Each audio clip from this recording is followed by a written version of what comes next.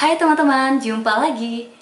Kita masih akan membahas upaya pemerintah Indonesia dalam mempopulerkan bahasa Indonesia di panggung dunia. Setelah sempat berhenti karena pandemi, kini pemerintah membuka lagi program beasiswa bagi mahasiswa asing. Mereka akan belajar di Indonesia dan otomatis harus menguasai bahasa Indonesia. Lucunya, Malaysia sering mengundang penerima beasiswa pemerintah Indonesia itu untuk ikut lomba pidato di Malaysia, biar kelihatan bahasa Melayu Malaysia tampak hebat dan mendunia. Yuk kita simak videonya ya. Mungkin ini kabar baik bagi Malaysia dan kaum Melayu di ujung Medini. Calon peserta lomba pidato bahasa Melayu di Malaysia akan semakin melimpah. Itu kalau mereka tetap tidak malu untuk mengundang peserta asing berbahasa Indonesia sebagai peserta. Sebab, pemerintah Indonesia kembali membuka beasiswa untuk mahasiswa asing. Di antaranya program beasiswa Dharmasiswa. Mahasiswa yang telah menerima pada tahun sebelumnya pun ikut bikin konten untuk menyebarkan informasi. Misalnya, seperti ini. Today I'm going to talk about the Dharmasiswa Scholarship 2023. Yeah, it's finally announced by Ministry of Education Indonesia, and it's a opportunity for most of the students aged 18 till 27 to visit Indonesia and experience something new about the Indonesian culture. Elena dari Italia ini hanya salah satu contoh mahasiswa penerima beasiswa yang pernah diundang oleh Malaysia untuk ikut lomba pidato. Bahasa Indonesia dia memang amat bagus. Dan orang Melayu Malaysia amat bangga. Mereka mengira Elena telah belajar bahasa Melayu. Kaum Melayu Malaysia pun mengira bahasa Melayu mereka telah mendunia.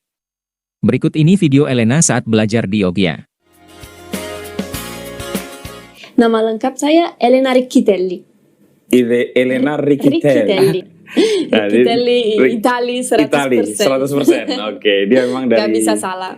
Dia dari Italia. Oh, Riccitelli pasti dari Italia. Iya, suaranya terlihat Itali, tapi juga Elena. Kalau Spanyol Elena. Oh. Atau Portugis juga Elena. Elena Portugis. Elena. Jadi Amerika Selatan juga ada ya, iya, Elena. Tapi hanya di Itali itu Elena. Oh. Nidanya beda. Elena. Ya. Elena. Gitu. Tapi kalau di Indonesia saya dipanggil L. lebih cepat. L. Oke. Elena lahir di Italia. Lahir di Itali, tumbuh besar di Italia. Oke. Dan ya kebanyakan kehidupan saya tinggal di Itali. Tapi saya datang di Indonesia tahun 2019.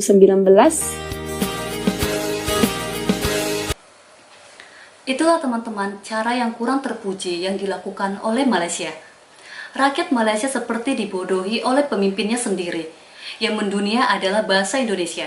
Adapun bahasa Melayu Malaysia semakin terpinggirkan di Malaysia sendiri. Yuk kita lanjut lagi ya videonya. Selain Elena, banyak sekali mahasiswa asing yang sedang belajar di Indonesia sekarang. Dan kehidupan mahasiswa asing di Indonesia. Mereka lakukan apa di sini, aktivitas mereka apa, lakukan apa di hari mereka. Ayo nonton bersama. Teman-teman, perkenalan, saya Rania, berasal dari Mesir. Halo teman-teman, nama saya Edi Romano, saya dari Meksiko. Abdurrahman, saya berasal dari Yaman. Saya Belini, saya dari Burundi, Afrika Timur. Sekarang saya mahasiswa S2 di Indonesia. Saya belajar ilmu komunikasi dan broadcasting. Saya kuliah S2, jurusan Linguistik Terapan di UNY di kota Yogyakarta. Saya senang tinggal di Indonesia karena di Indonesia orang ramah sekali dan mereka suka bantu, mereka selalu senang juga. Tahun yang pertama di Indonesia, saya harus belajar bahasa Indonesia dan budaya Indonesia. Tentu saja menarik sekali karena berbeda dari budaya Meksiko. Orang asing di Indonesia punya pengalaman yang bagus juga. Dan tahun yang pertama kita harus belajar bahasa Indonesia sama budaya.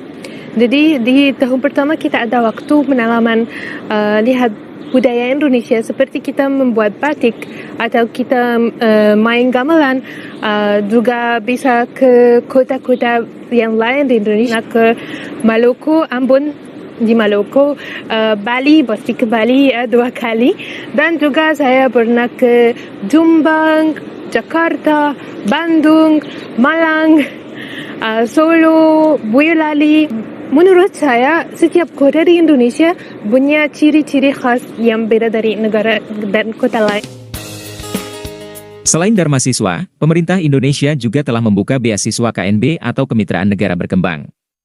Nah, berikut ini contoh mahasiswa lewat program KNB. Saya Nurtilya Kadirov, mahasiswa asing dari Kyrgyzstan. Saya pilih UNES, Universitas Negeri Semarang, karena dulu S1 saya di UNES juga, pendidikan bahasa Inggris jurusannya. Ini tahun ini saya mendapat beasiswa Kemitraan Negara Berkembang. Ya, kenapa saya pilih UNES? Karena saya mendapat pengalaman yang sangat berharga dan saya belajar banyak hal selama S1 saya di Indonesia, di Semarang. Sebelah saya ini bahkan mahasiswa S1 atau S2, S3? S3, Pak. S3, wah, dari Thailand ya? Iya. Oh, asik ke Thailand tuh. Gimana kok ceritanya? Perkenalkan.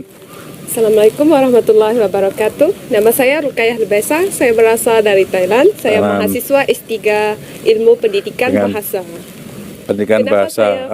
Kenapa saya pilih Universitas Negeri Semarang? Karena saya pikir Universitas Negeri Semarang akan membuat saya buat cita-cita saya sampai sukses, yaitu saya cita-cita menjadi dosen bahasa Indonesia. Saya pikir kampus ini adalah salah satu pilihan saya yang terbaik sekali. Jadi ada pelajaran bahasa Indonesia ya di Thailand. Wah, ini akan menjadi dosen bahasa Indonesia yang hebat di Thailand karena langsung belajar bahasa Indonesia di Universitas Negeri Semarang ya. Dan UNES akan diyakini mampu membawa Mbak siapa nama? Rukayah. Menjadi dosen yang luar biasa di Thailand. Wah, top Marco. Satu lagi nih, teman kita ini dari mana? Saya sebelumnya nama lengkap William Alvin. Panggilannya? Joshua. Joshua ya. Asal dari Timor Leste. Saya mengambil jurusan Ilmu Lingkungan S1 di Universitas Negeri Semarang. Alasan saya mengambil jurusan Ilmu Lingkungan karena saya tahu bahwa Universitas Negeri Semarang adalah salah satu universitas berkonservasi di lingkungan, Pak. Wah, bagus.